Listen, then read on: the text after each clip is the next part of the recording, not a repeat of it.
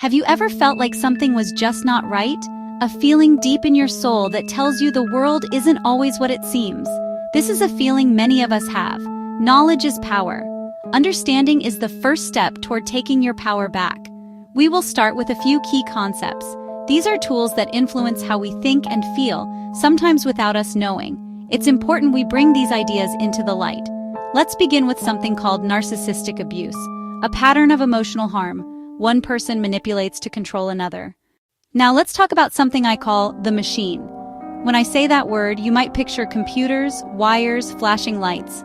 But the machine is so much more than that. It is a vast, interconnected system. It is part technology, part human institutions, governments, big corporations, powerful groups, and it is also part energy, the collective energy of ideas, beliefs, and power structures. These power structures have been built up over a very long time. Think of it like a giant, complex organism, many parts that all work together. It includes social platforms, news networks, financial systems, the framework within which our modern lives take place, and its primary goal is to keep itself going. What makes the machine powerful is that it operates on multiple levels at once: physical infrastructure, code, and shared beliefs.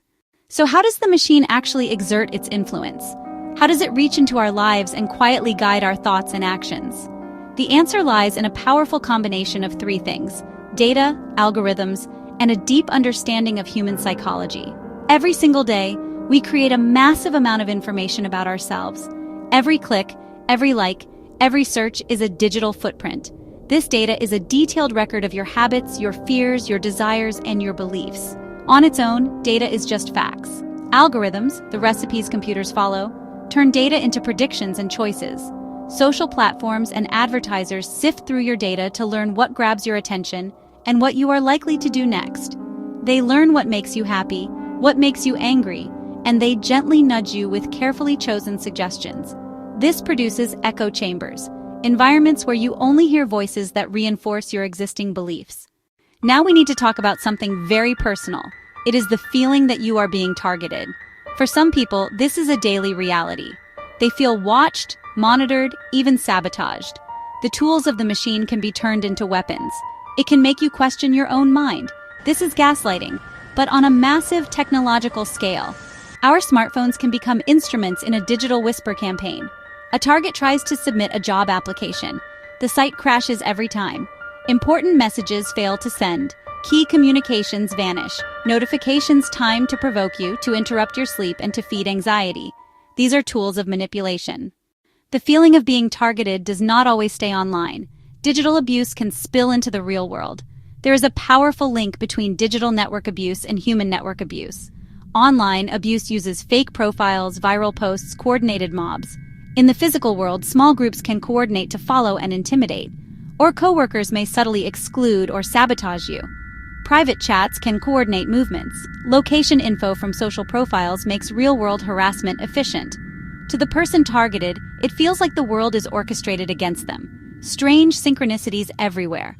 The line between reality and paranoia blurs, and that ambiguity is the point. Blending online and offline tactics isolates and discredits a person. With billions of people, who gets singled out? Why are some individuals targeted while most are not? Often the target is seen as a threat to an established system of power, not physically but to a narrative or ideology. Whistleblowers and activists who expose wrongdoing are common targets. The machine focuses resources to discredit them. Smear campaigns, doctored images, and character assassination make them appear unstable so their message is ignored. Nonconformists, artists, thinkers, spiritual seekers, innovators, also threaten a system built on conformity. Harassment, sabotage, and financial pressure discourage them. Sometimes people are targeted as test subjects for surveillance technologies or influence methods. Often there is no clear explanation, leaving targets confused and isolated. What all targets share is that a system sees them as a problem to be managed. Imagine a shadow that follows you, not just on the street, but everywhere you go, even when you're alone in your room. This is the new face of harassment, where the digital and physical worlds are no longer separate. In the age of data warfare, the tactics used to manipulate and intimidate online often echo the chilling methods of real-world stalking. Online, abusers collect your digital footprints, likes, locations. It's surveillance, but instead of binoculars from a parked car, it's silent tracking through your phone, your posts, your data. Coordinated attacks online, dogpiling, doxing, smear campaigns aren't so different from a group of people following you down a dark alley. The threat feels just as real. Sometimes the screen is only the beginning. Information gathered digitally. Your address, your schedule, your fears can be weaponized offline. What starts as a barrage of messages can escalate to unwanted gifts at your doorstep, or strangers showing up where you least expect them. The line between digital harassment and physical stalking blurs, each feeding the other, creating a cycle of fear and control.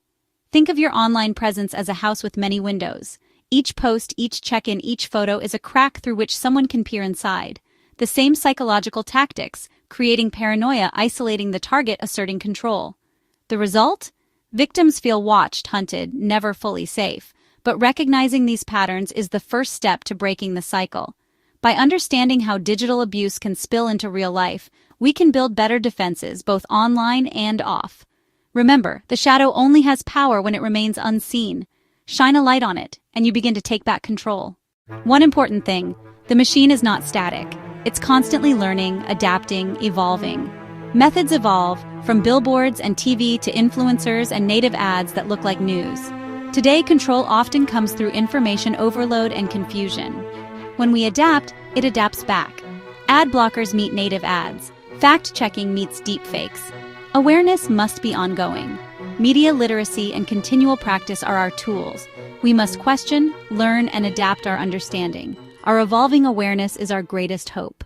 How can we begin to see through the fog of manipulation and control? The path begins with turning your attention inward. Cultivate self-awareness, daily quiet, meditation, nature, or journaling. Turn off unnecessary notifications. Reclaim your attention. Establish a baseline. Notice how media affects your body and emotions. Do your shoulders tense? Do you feel anger or fear? These are signals.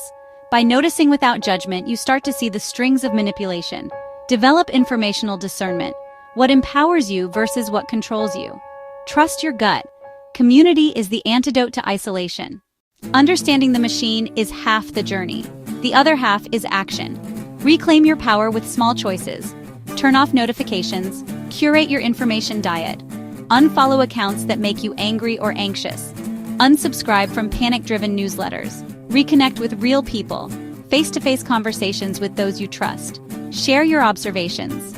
When others say, "Me too," the sense of paranoia begins to fade. Community is the antidote to organized isolation. Be a gatekeeper of your own consciousness. Choose awareness over ignorance, connection over isolation. The machine may be powerful, but the human spirit is more powerful still. Start with small choices, and real change begins.